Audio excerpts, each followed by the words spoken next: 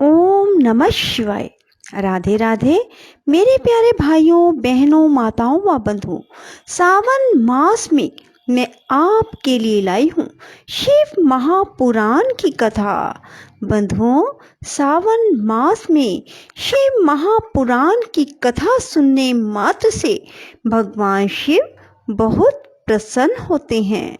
बंधुओं, भगवान शिव प्रसन्न होकर अपने भक्तों पर अपार कृपा करते हैं। बंधुओं, यदि आपने हमारे चैनल को अब तक सब्सक्राइब नहीं किया तो जरूर करें और बेल आइकन दबाना ना भूलें, ताकि आपको हमारी आने वाली सभी वीडियोस की जानकारी सबसे पहले हो सके। बंधुओं, कथा को पूरी सुनने के बाद कमेंट बॉक्स में जय शिव शंकर भोलेनाथ जरूर लिखें। बोलो शिव शंकर भोलेनाथ की जय। कैलाश और हिमालय पर्वत पर श्री शिव और सती के विविध विहारों का विस्तार पूर्वक वर्णन करने के पश्चात ब्रह्मा जी ने कहा, मुने, एक दिन की बात है, देवी सती एकांत में भगवान शंकर से मिली और उन्हें भक्ति पूर्वक प्रणाम करके दोनों हाथ जोड़ खड़ी हो गई। प्रभु शंकर को पूर्ण प्रसन्न जान नमस्कार करके विनीत भाव से खड़ी हुई दक्ष कुमारी सती भक्ति भाव से अंजलि बांधे बोली। सती ने कहा, देव देव महादेव, करुणा सागर, प्रभो, दीन उद्धार परायण महायोगिन, मुझ पर कृपा कीजिए।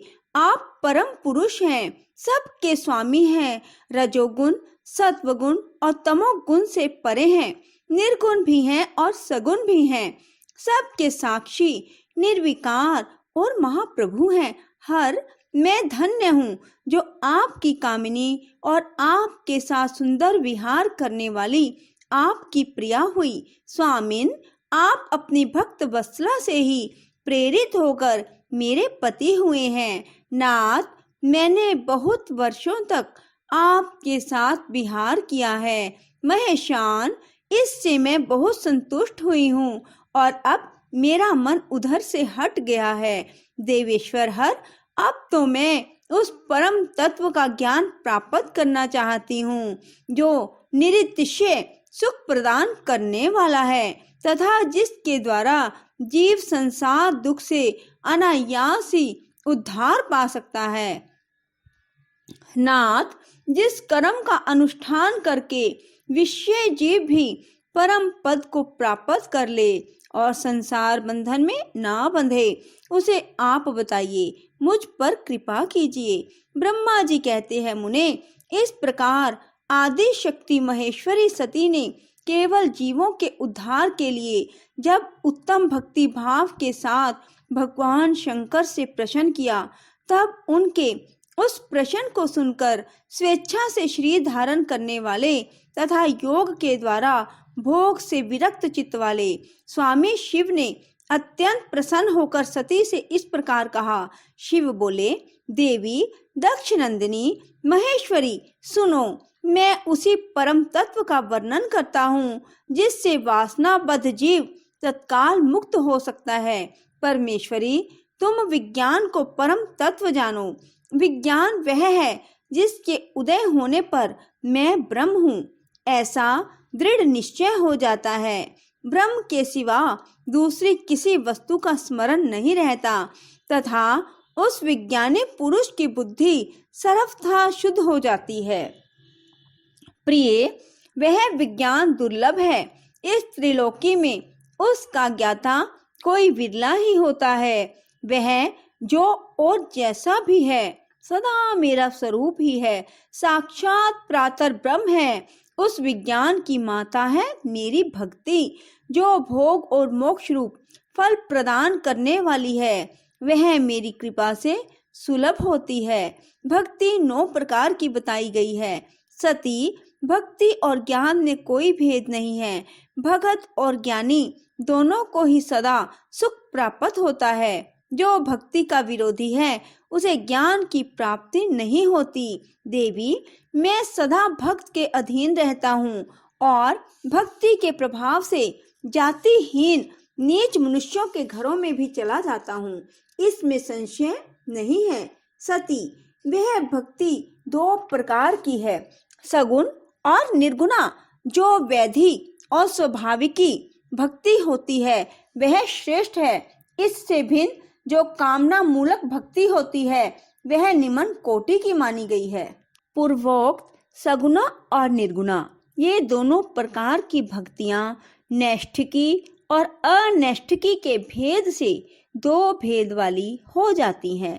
नैष्ठिकी भक्ति 6 प्रकार की जाननी चाहिए और अनैष्ठिकी एक ही प्रकार की कही गई है। विद्वान पुरुष विहिता और अविहिता आदि भेद से उसे अनेक प्रकार की मानते हैं। इन द्विविध भक्तियों के बहुत से भेद प्रभेद होने के कारण इनके तत्व का अन्यत्र वर्णन किया गया है। प्रिय, मुनियों ने सगुणा और निर्गुणा दोनों भक्तियों के 9 अंग बताए हैं। दक्षिणंदिनी, मैं उन 9 अंगों का वर्णन करता हूँ, तुम प्रेम से सुनो। देवी, श्रवण, कीर्तन, स्मरण, सेव्य, दास्य, अर्चन, सदा मेरा वंदन, सख्य और आत्म समर्पण, ये विद्वानों ने भक्ति के 9 अंग माने हैं।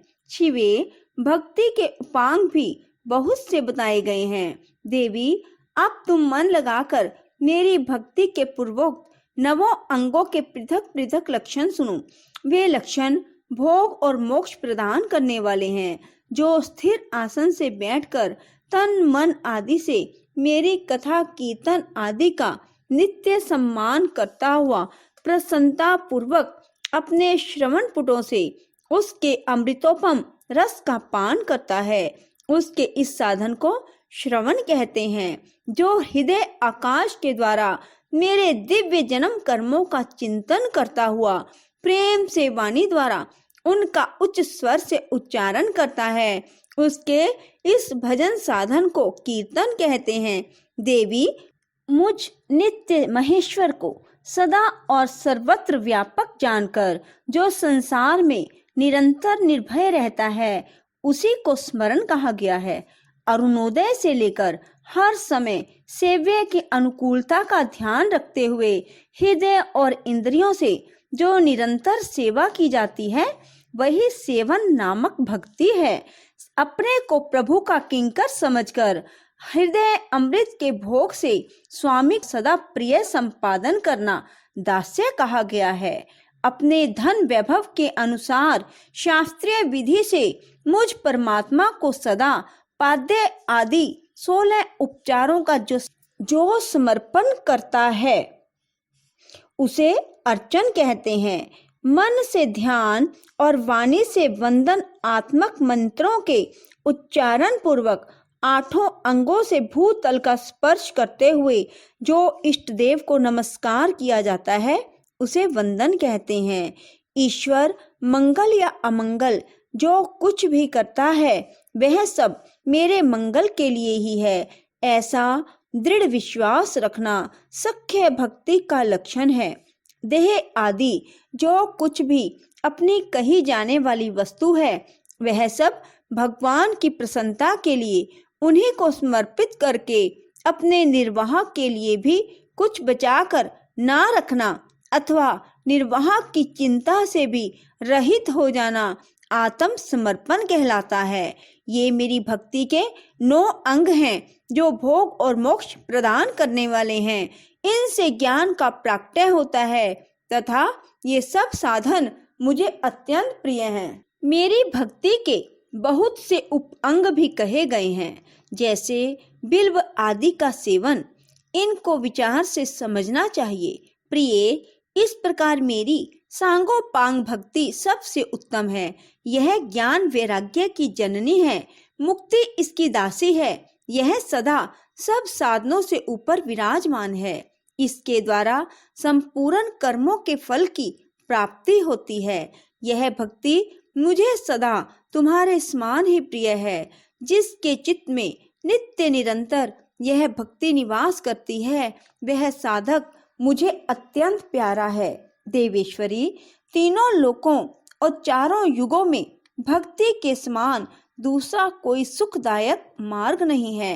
कलयुग में तो यह विषेद सुखद और सुविधाजनक है। देवी, कलयुग में प्राय ज्ञान और वैराग्य के कोई ग्राहक नहीं है, इसलिए वे दोनों वृद्ध उत्साह शून्य और जर्जर हो गए हैं। परंतु भक्ति कलयुग में तथा अन्य सब युगों में भी प्रत्यक्ष फल देने वाली है। भक्ति के प्रभाव से मैं सदा उसके वश में रहता हूँ, इसमें संशय नहीं है। संसार में जो भक्तिमान पुरुष हैं, उसकी मैं सदा सहायता करता हूँ, उसके सारे विघ्नों को दूर हटाता हूँ। उस भगत का जो शत्रु होता है वह मेरे लिए दंडनीय है, इसमें संशय नहीं है। देवी, मैं अपने भक्तों का रक्षक हूँ। भक्त की रक्षा के लिए ही मैंने कुपित हो अपने नेत्र जनित अग्नि से काल को भी दग्ध कर डाला है। प्रिय, भगत के लिए मैं पूर्व काल में सूर्य पर भी अत्यंत क्रुद्ध हो उठा था और शूल लेकर मैंने उन्हें मार भगाया था। देवी, भगत के लिए मैंने सैन्य सहित रावण को भी क्रोध पूर्वक त्याग दिया और उसके प्रति कोई पक्षपात नहीं किया। सती देवेश्वरी, बहुत कहने से क्या लाभ, मैं सदा ही भगत के अधीन रहता हूँ और भक्ति करने वाले पुरुष के अत्यंत वश में हो जाता हूँ। ब्रह्मा जी कहते हैं, नारद, इस प्रकार भक्त का महत्व सुनकर दक्ष कन्या सती को बड़ा हर्ष हुआ। उन्होंने अत्यंत प्रसन्नता पूर्वक भगवान शिव को मन ही मन प्रणाम किया। मुने, सती देवी ने पुनः भक्ति कांड विषयक शास्त्र के विषय में भक्ति पूर्वक पूछा। उन्होंने जिज्ञासा की कि जो लोक में सुखदायक तथा जीवों के उद्धार के साधनों का प्रतिपादक है, वह शास्त्र कौन सा है? उन्होंने यंत्र मंत्र शास्त्र, उसके महात्म तथा अन्य जीव उद्धारक धर्म में साधनों के विषय में विशेष रूप से जानने की इच्छा प्रकट की। सती के इस प्रश्न को सुनकर शंकर जी के मन में बड़ी प्रसन्नता हुई। उन्होंने जीवों के उद्धार के लिए सब शास्त्रों का प्रेम पूर्वक वर्णन किया। महेश्वर ने पांचों अंगों सहित तंत्र शास्त्र, यंत्र शास्त्र तथा भिन्न भिन्न देवेश्वरों की महिमा का वर्णन किया। मुनीश्वर इतिहास कथा सहित उन देवताओं के भक्तों की महिमा का, वरन आश्रम धर्मों का तथा राज धर्मों का भी निरूपण किया। पुत्र और स्त्री के धर्म की महिमा का, कभी नष्ट ना होने वाले वरन आश्रम धर्म का, और जीवों को सुख देने वाले वैदिक शास्त्र और ज्योतिष शास्त्र का भी वर्णन किया। महेश्वर ने कृपा करके उत्तम सामुद्रिक शास्त्र का तथा और भी बहुत से शास्त्रों का तत्वतः वर्णन किया। इस प्रकार लोकोच्चार करने के लिए सद्गुण संपन्न श्री धारण करने वाले त्रिलोक सुखदायक और सर्वज्ञ सती शिव हिमालय के कैलाश शिखर पर तथा अन्य अन्य स्थानों में नाना प्रकार की लीलाएं करते थे। वे दोनों दंपति साक्षात पर ब्रह्म स्वरूप हैं। ओम नमः शिवाय। यदि आपको हमारी वीडियो पसंद आए तो इसे लाइक करें और शेयर भी जरूर करें, और कमेंट बॉक्स में ओम नमः शिवाय लिखकर कमेंट जरूर करें। धन्यवाद।